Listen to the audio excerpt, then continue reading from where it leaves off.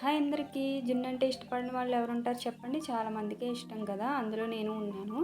నేనైతే ఈ జున్నుని ఏ విధంగా ప్రిపేర్ చేస్తానో మీకు చూపిస్తాను. దానికోసం ఒక టీ స్పూన్ మిరియాలు, ఒక 5, 6 యాలకులు పొడి చేసి పక్కన పెట్టేసుకున్నాను. ఒక పావు లీటర్ అయితే జున్ను పాలు తీసుకున్నాను. దానికి ముప్పావు లీటర్ గేదె పాలు అయితే సరిపోతాయి చిక్కనివి.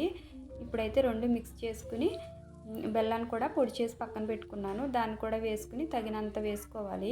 మనకి ఎంత పడుతుందో అంత చూసుకుని వేసుకోండి.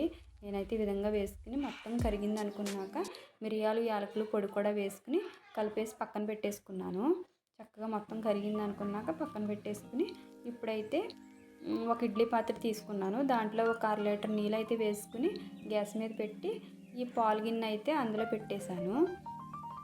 చూపిస్తాను చూడండి. ఇదిగోండి ఈ విధంగా పెట్టుకోండి. ఇలా పెట్టేసుకున్నాను నేనైతేను.